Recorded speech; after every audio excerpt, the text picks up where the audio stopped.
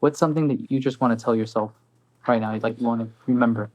Yeah, I think just to take it in. Don't get ahead of yourself because that's only going to speed things up unnecessarily. Time's always going to move at the same speed. So why wouldn't you try to slow it down and take every moment in for what it is? Because if you don't, it's all going to pass you by over real quick.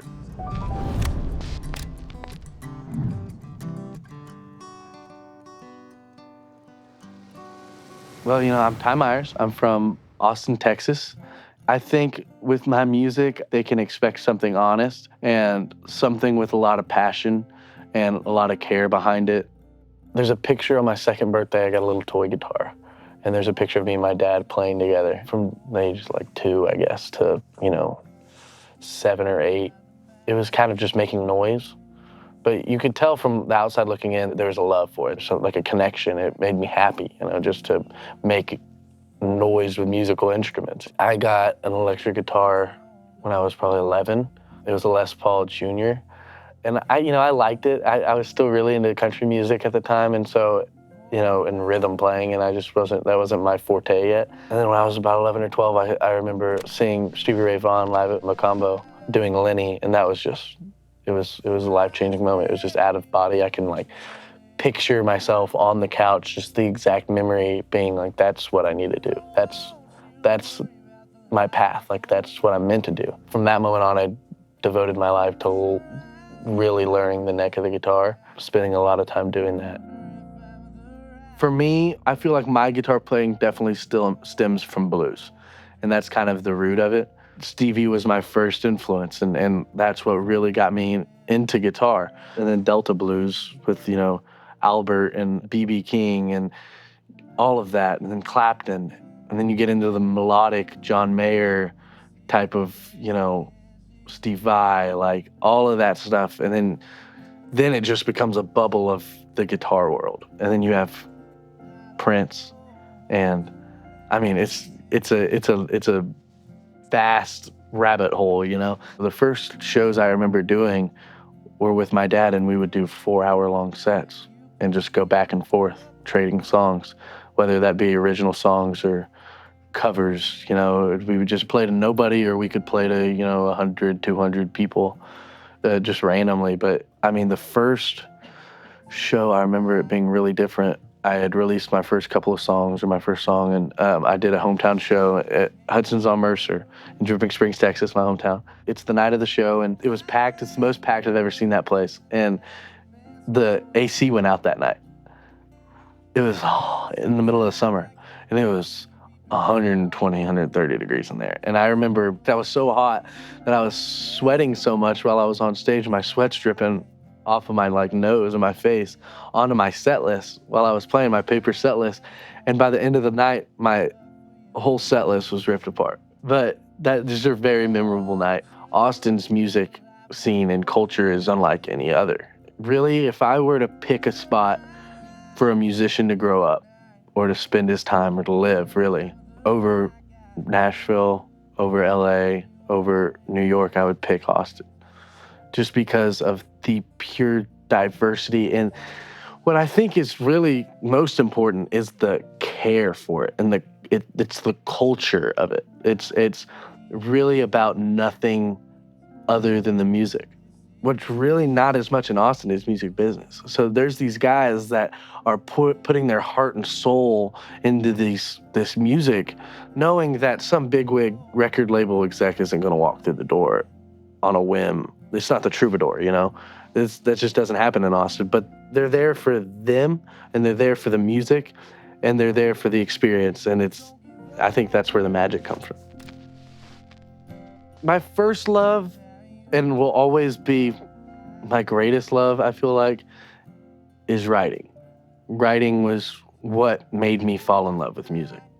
Because everybody likes the sound of music. I mean, have you ever met somebody that's like, no, I don't like music, period? No, that just doesn't exist, right? But what made me really fall in love and have an infatuation and addiction, really, to music was writing.